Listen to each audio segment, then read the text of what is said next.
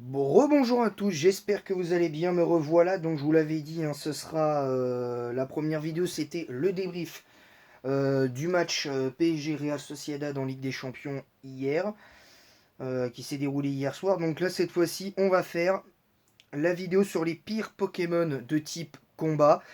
Alors évidemment, vous savez, le type combat, j'ai voulu en parler hier, et puis finalement, il y a eu non pas hier mais avant-hier, j'ai eu je crois un petit souci pendant le tournage de la vidéo, et malheureusement j'ai pas pu faire ma vidéo, donc voilà, je tenais à vous le dire, donc m'excuser pour la gêne occasionnée. Donc on va parler du type combat. Alors évidemment, le type combat, vous le savez, un type euh, qui est très bien estimé en stratégie, pour la simple et bonne raison que c'est un type qui est efficace dans le jeu, qui était efficace. Mais voilà, le point négatif pour moi, c'est que même si tu as des résistances assez utiles au type insecte et au type roche, ben, pour le coup, moi, ce qui me gêne, c'est les faiblesses. Parce que les faiblesses, certes, défensivement, font un peu moins le type psy, sont peut-être, je dis bien peut-être un peu moins le type psy.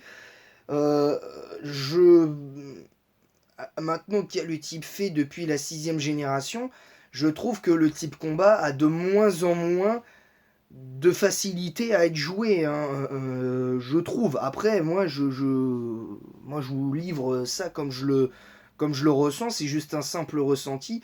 Et ce que je vous dis là, c'est ce que je vous exprime dans mes vidéos top, c'est simplement un simple ressenti des Pokémon que je vais vous citer là dans cette vidéo. C'est-à-dire que je l'ai joué ou affronté ou même les deux. Si votre Pokémon préféré est dans ce top-là, c'est que soit je ne juge pas à la hauteur quand c'est pour la vidéo comme là sur les pires Pokémon, ou si c'est une vidéo top sur les meilleurs Pokémon, là c'est différent. C'est que je juge votre Pokémon vraiment à la hauteur de la génération. Donc c'est pas non plus difficile. Et sachez que ces tops sont évolutifs, c'est-à-dire que les Pokémon peuvent changer. C'est-à-dire que si j'ai mis un de vos Pokémon en top, enfin dans un top, dans les meilleurs, il peut très bien être dans les pires la prochaine fois, et vice-versa. Vous l'aurez compris, ça peut, ça peut faire le yo-yo, évidemment. Donc voilà. Donc on va démarrer tout de suite par la première génération, et pour moi le pire Pokémon de type combat de la 1G, c'est clairement Tartare, parce que Tartare n'a pas une grosse attaque, n'a pas une grosse défense, même si on va dire que c'est correct. Son spécial de la génération qui était de 70, bon, on peut argumenter, mais le gros problème... excusez-moi, j'ai un petit chat dans la gorge. Voilà. Donc je disais, son spécial de 70, on va dire qu'on pouvait justifier l'attaque surf.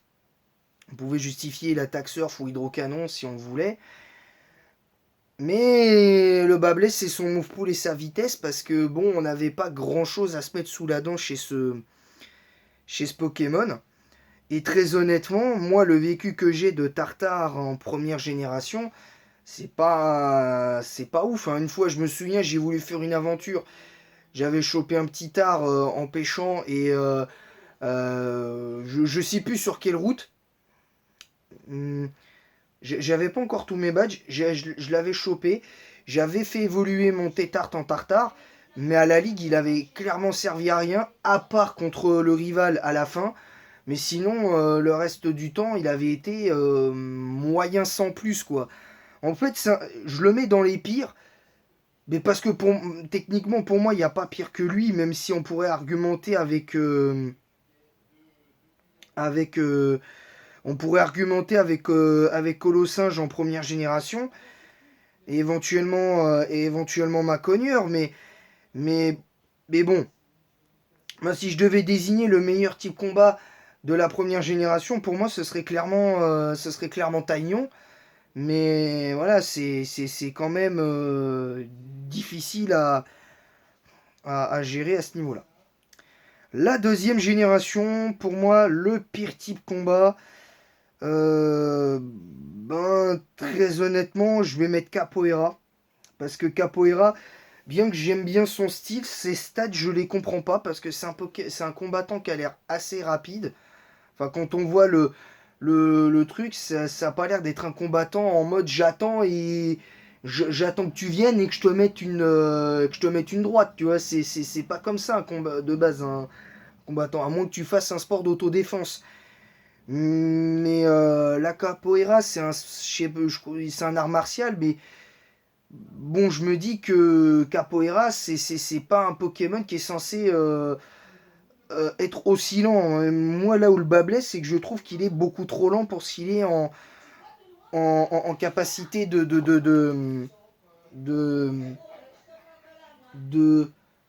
de faire, et c'est dommage. C'est dommage. Tout simplement. Alors j'ai pas eu le temps, donc vous étonnez pas si de temps en temps je regarde mon téléphone, c'est parce que c'est fait exprès. Parce que j'ai pas vraiment le temps de regarder à nouveau pour le type combat, donc du coup j'ai dû un peu changer mon mode de fonctionnement.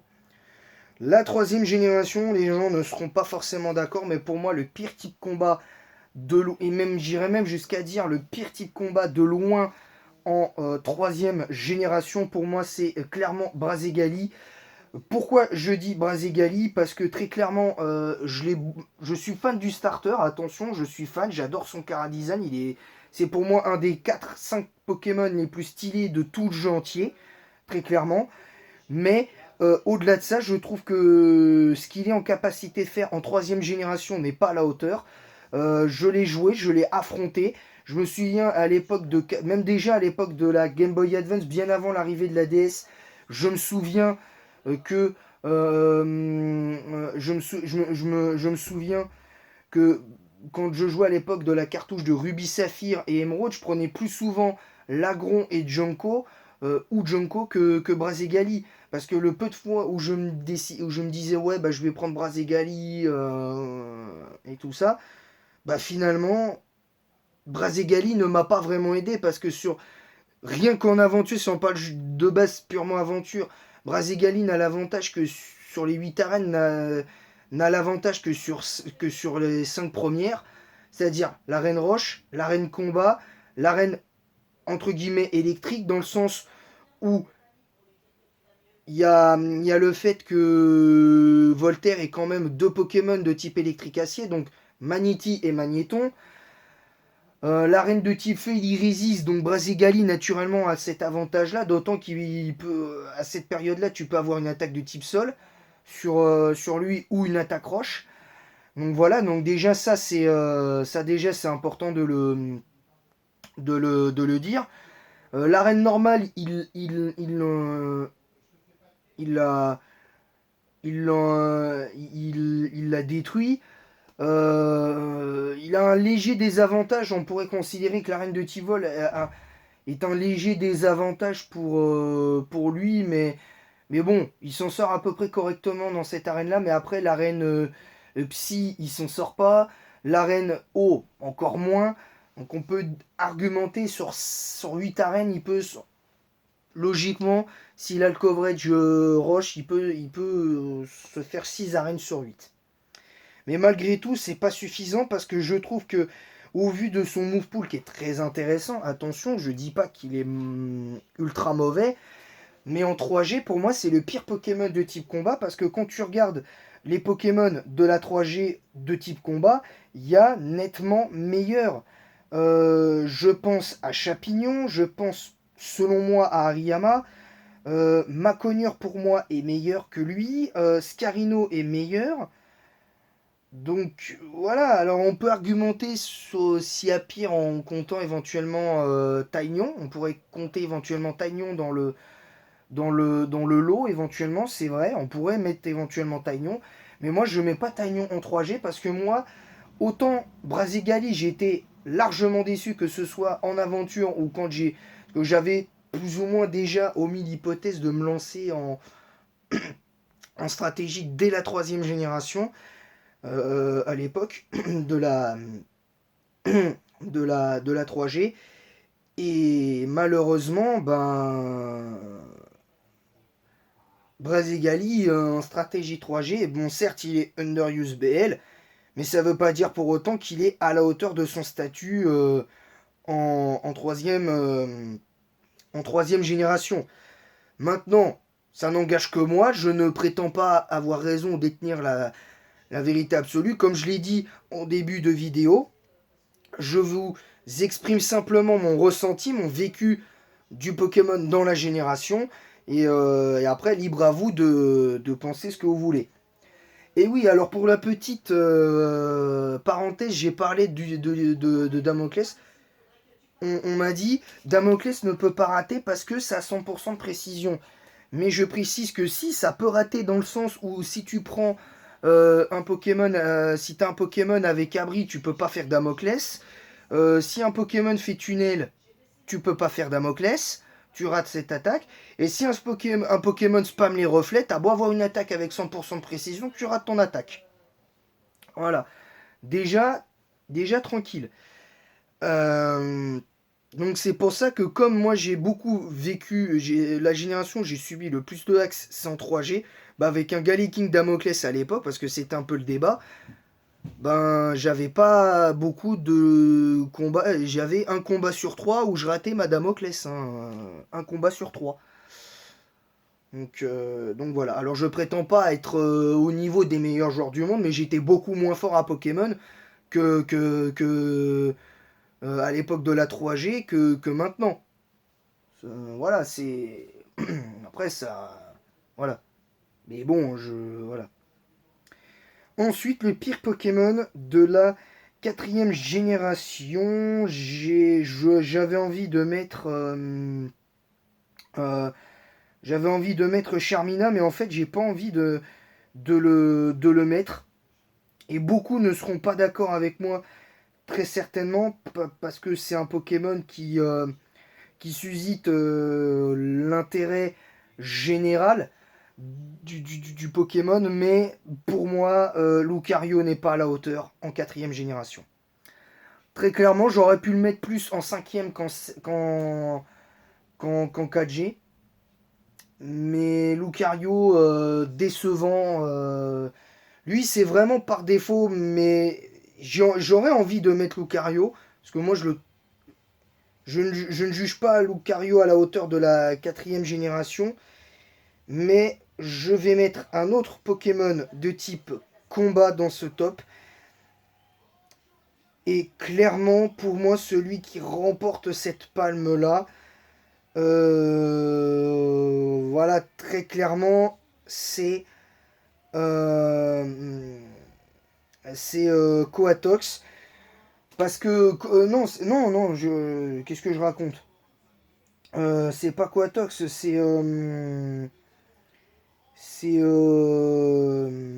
ah voilà, je l'ai trouvé. Pour moi, c'est Kikli. Parce que Kikli, contrairement aux idées reçues, ce Pokémon a beaucoup de problèmes. Bon, il a 120 en attaque, 110 en défense spéciale et 87 de vitesse. Bon, ok, admettons. Mais le seul intérêt que tu as de le jouer, c'est de le jouer avec le talent échauffement qui l'empêche d'être paralysé. Euh, c'est un Pokémon qui, a qui, qui, je maintiens effectivement, a un potentiel, mais derrière, c'est pas non plus la grande folie. Pour moi, par exemple, Taignon est meilleur que Kikli en 4G. Mais ça veut pas dire pour autant que ce Pokémon sera dans les pires. Là, je le mets là, parce que finalement, je me dis que Charmina, avec son talent de force pure, c'est à la même manière que d'un Colo Force. Donc tu dis, le Pokémon en lui-même le Pokémon en lui-même est intéressant. Le Pokémon en lui-même est intéressant. Ensuite, la cinquième génération.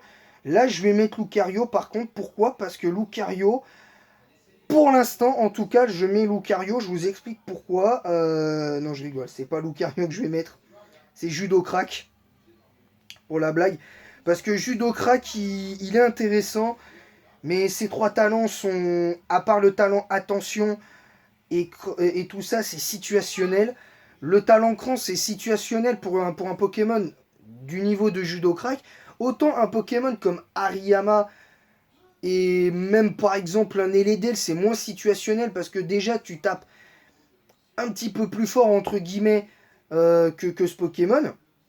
Enfin, Eledel tape légèrement moins fort, mais je vous le dis, hein, en nature rigide sous face avec l'orbe flamme, je vous garantis qu'un Eledel avec façade stabée, ça fait plus mal ça fait plus mal qu'un judo crack orbe flamme ou orbe toxique avec avec le avec façade. Je vous le dis, je l'ai expérimenté, c'est une dinguerie. Hein. Eledel avec façade, c'est une dinguerie. Et même récemment en 6G, j'ai essayé Eledel façade. Ça fait mal. Je vous le dis, ça fait mal. Voilà, donc en 5G, pour moi, il n'est pas à la hauteur, Judocrack. C'est un Pokémon qui, certes, a un léger potentiel, mais au-delà de ça, c'est pas un Pokémon, selon moi, à la hauteur des attentes. Alors, je vais. En 6G, je vais mettre Baguette. Parce que Baguette, il a peut-être impudence qui le sauve un peu. Et intimidation. Mais au-delà de ça, c'est pas un Pokémon que je juge à la hauteur des attentes. Parce que ce Pokémon, moi, je l'aime bien. Perso, je l'aime bien. Dans son design et tout. Mais au-delà de ça, c'est pas un Pokémon que j'aime jouer. Honnêtement, c'est pas un Pokémon que j'aime jouer. Clairement. En septième génération, pour moi, Lucario. Alors attention, vous allez me dire, oui, mais il y a la méga. Oui, c'est vrai.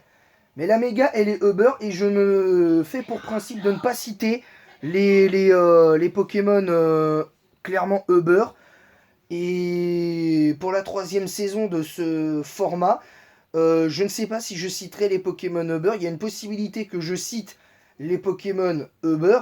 Alors je précise que quel que soit le Pokémon Uber, attention, ça ne veut pas dire pour autant que le Pokémon est, n'a pas sa place en Uber ou quoi que ce soit. Parce que si c'est par exemple un légendaire, je vais pas, par exemple le cas de Deoxys, je vais pas dire qu'il a pas sa place en Uber. Parce que s'il était en overuse, underuse, rarely use, never use, PU ou même Zedu, c'est même pas la peine. Le Pokémon, Deoxys classique, il fume tous les Pokémon des tiers inférieurs, hein, clairement. Mais je mets Lucario de base, je mets pas sa méga. Parce que pour moi, mis à part le fait qu'il a obtenu point météore, il avait déjà tête de fer, griffe acier, piste au point, etc. Je trouve que ce Pokémon n'est pas à la hauteur de la 7ème génération. Parce que ce Pokémon, et je le joue beaucoup, hein, je l'ai beaucoup joué ces derniers temps en 7G Lucario, mais c'est pas un Pokémon que j'aime jouer en 7ème génération. Et voilà, alors je sais pas si je vous ferai ça, mais comme ça m'arrive de temps en temps de croiser certaines personnes, le peu de fois où je sors, de croiser certaines personnes pour jouer à la 7ème génération, certains joueurs, il y a beaucoup moins de joueurs 7G, mais il y en a. Ben, si j'arrive à trouver un- si j'arrive à trouver à trouver des joueurs, ben, je pourrais les affronter en local et pourquoi pas faire des combats et vous présenter des matchs. Maintenant, en 8ème génération, c'est là où le type combat pour moi a été beaucoup moins fort que d'habitude. Mais il y a un Pokémon qui symbolise tout le reste à ce niveau-là. Et clairement pour moi le pire des Pokémon à ce niveau-là, si j'arrive à le trouver, c'est c'est Canartichaut de Galar. Enfin c'est pas l'artichaut. Parce que Parce que Palartichaut, très honnêtement, il a 135 en attaque. Il a des défenses correctes. Il a une vitesse, on va dire, bon, un peu juste. Mais bon, c'est pas là où le bas blesse. C'est pas là où le bas blesse. C'est son type. Parce que s'il était resté combat vol, au vu du fait qu'il a accès quand même à quelques attaques de type vol, ben je me dis que ce Pokémon aurait pu être bien meilleur parce que ça aurait été plus facile pour lui et il aurait mérité quelques attaques de coverage également. Alors je sais pas s'il a Direct Toxique, je vais regarder ça, on va découvrir ça ensemble. Oui, il a Direct Toxique, mais il aurait mérité beaucoup mieux que ça et c'est un peu dommage pour un Pokémon comme Palartichaut. Voilà. Et enfin, la 9G, le pire Pokémon de combat, c'est pour moi clairement Archiduc de Hisui. Pour l'instant, c'est clairement lui le pire Pokémon de combat parce que très clairement, même si son double type est pas incroyable défensivement, double faiblesse vol, faiblesse psy, poison, vol, psy, poison, feu et fée, c'est quand même assez vénère. Bon, le Pokémon a cœur et l'heure, donc c'est plutôt pas mal, mais bon, encore une fois, la logique dans les statistiques du Pokémon, c'est comme Archiduc classique en 7G, le talent longue portée le sauve un petit peu.